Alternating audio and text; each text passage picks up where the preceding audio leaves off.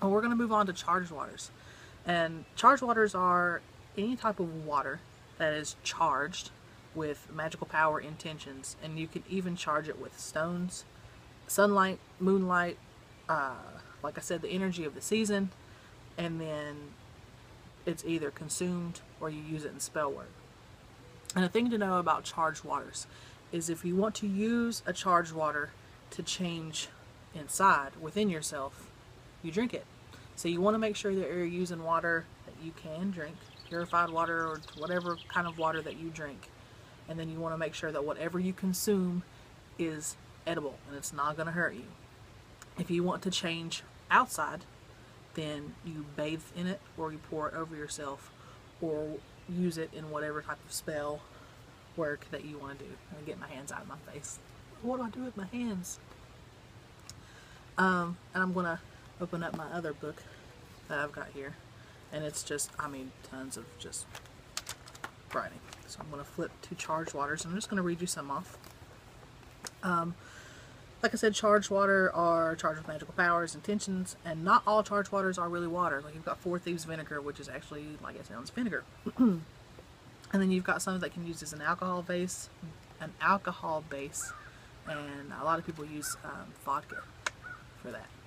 Look up charged waters; it's good stuff. So you could have flower waters, and they're used in a variety of spells, and certain spells specifically demand for flower waters, and especially those that deal in romance and healing.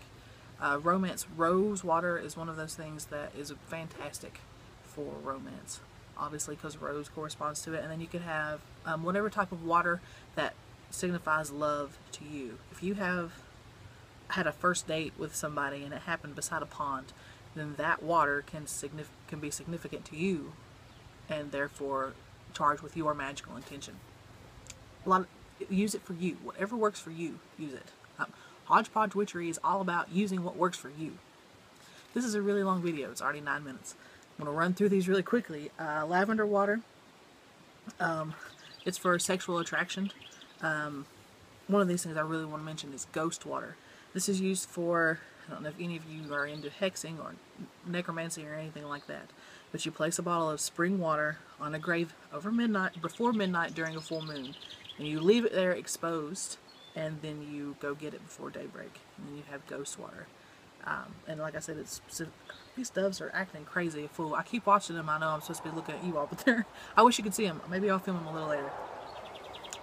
Like they're used for hexing and necromancy, whichever one you prefer. Glory water is intended to provide you with glory, success, and good fortune.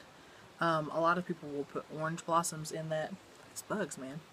Frankincense oil and any other essential oil that is success to you. Now, a lot of these are for malevolent purposes, like damnation water. You make holy water, and then you add sulfur or iron or anything that kind of is malevolent, whatever you believe is malevolent in your practice. There's holy water.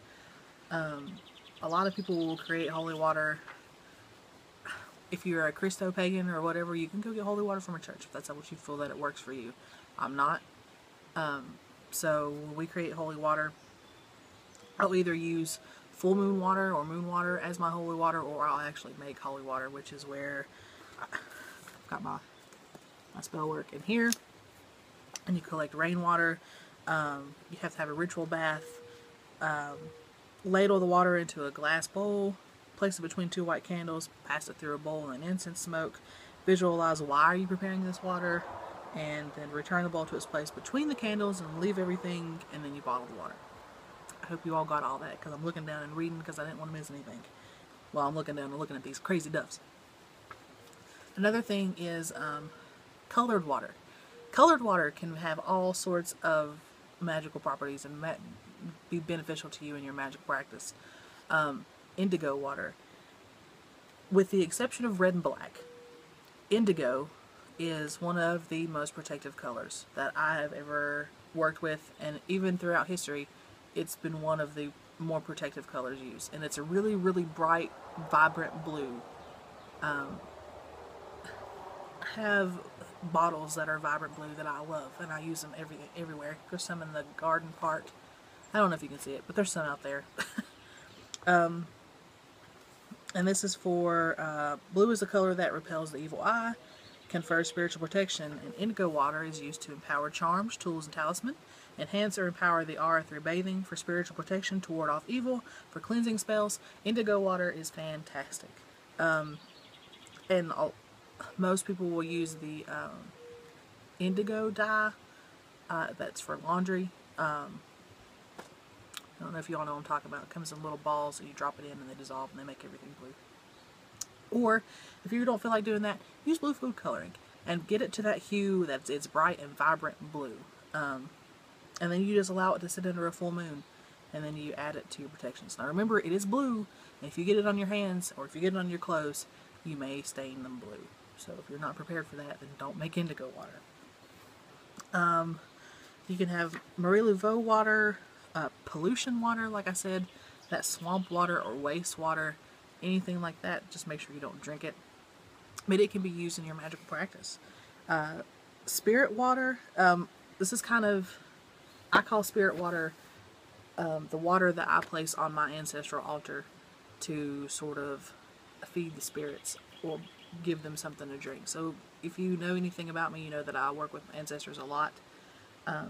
My dad passed away when I was 18, and I kind of follow his line back.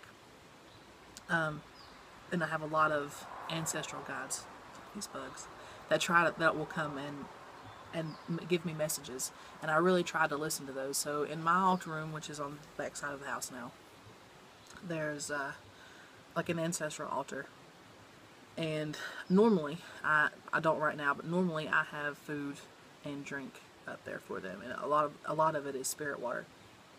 And then you can actually use the spirit water for any type of ancestral work or ancestral ritual, or if you want to connect, you can use it in spell work. You get what I'm saying? There's a lot of stuff that you can do. There's another one, war water.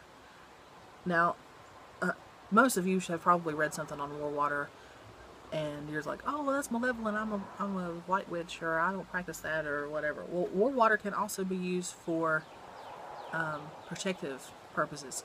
Anything that is used for hexes or curses or whatever can be used for protection. I want you to remember this. If it can curse you, it can protect you if you use it the right way, okay? So, war water is to gain protection, and it is an extremely aggressive type of spiritual cleaner. And by extremely aggressive, I mean when you use war water, you need to be sure that you want to get rid of all of the energy that you have, because it's just going to go and it's just going to wipe it out. It can be used to reverse a curse and send it back to where it came from. And like I said, it can also be used to place a curse. So I'm going to give you standard protective war water.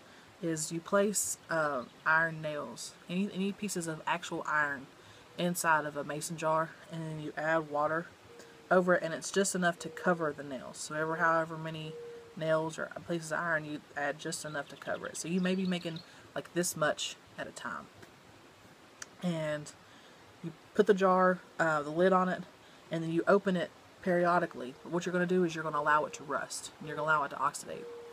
And then once it's rusting, you can add more water if you want to, and then you're going to put it in the refrigerator, and you're going to strain it as needed.